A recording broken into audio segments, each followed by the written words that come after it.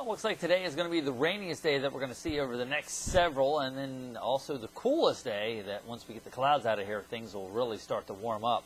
Good morning, I'm Storm Track 12 meteorologist Les Still here with your Thursday morning web forecast, and as we head on in through the day today, I am going to be tracking some rounds of storms that will be working their way through. Most widespread and heaviest rain we saw come through this morning, but I still think we'll see a couple more rounds as we head on through late morning, early afternoon hours here.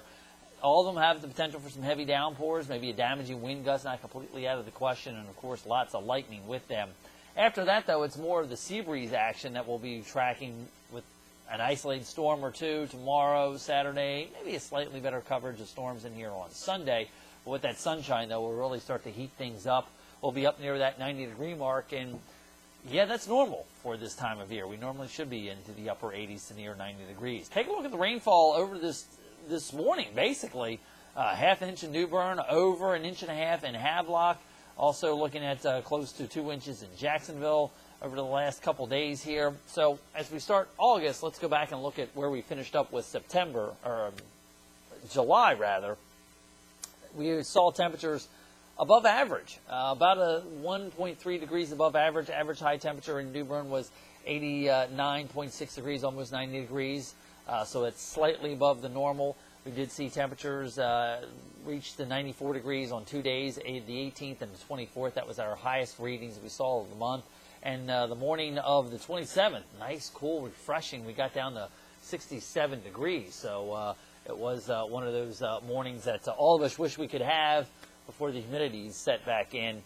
Finished the month below rainfall-wise, though, about 2.5 inches below rainfall, below normal. Now, the other thing is that there were some areas like Greenville saw 8 inches of rainfall, so it really kind of depended on where you were. I kind of took New Bern because it was in kind of the center of the region here, and as a result, finishing officially below normal, right about normal, just slightly below normal, about a half an inch in Beaufort for the month of July.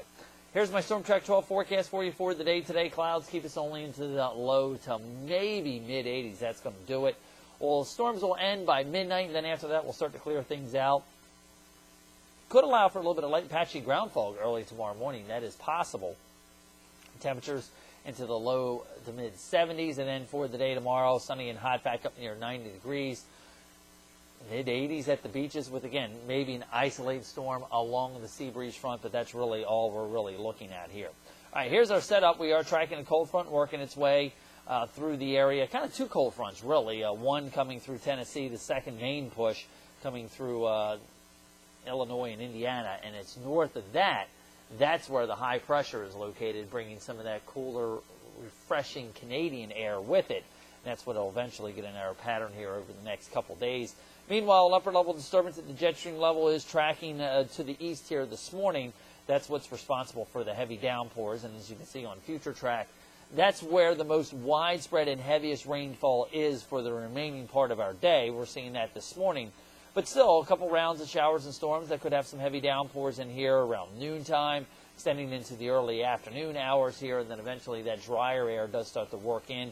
The front makes its way towards the coast, and then we start to clear things out, especially for inland spots as we head overnight tonight. Now, notice future track is developing some action along the sea breeze front for tomorrow afternoon. Again, I don't think it'll be all that widespread, mainly sunny skies with just a few clouds across the inland areas as we head on through the day tomorrow, and that'll pretty much be the case on Saturday and Sunday as well. Here's what we're dealing with, though, in the tropics. Still tracking the remnants of Dorian. Not really all that exciting looking, though, here as it's really starting to die out.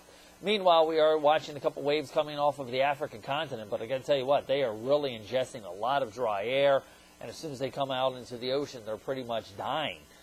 There's a lot of Saharan dust out there, and as a result, that's really choking the storms out. That's a positive thing, though. I get a feeling by the time we hit mid-August, though, that weather pattern may start to change a little bit. So some isolated storms in our pattern for tomorrow, Saturday, and Sunday, especially along the sea breeze front.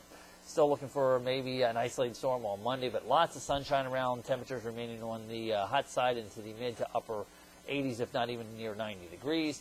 And then a better chance of showers and storms in here as we head into the first part of next week as another front comes through the area.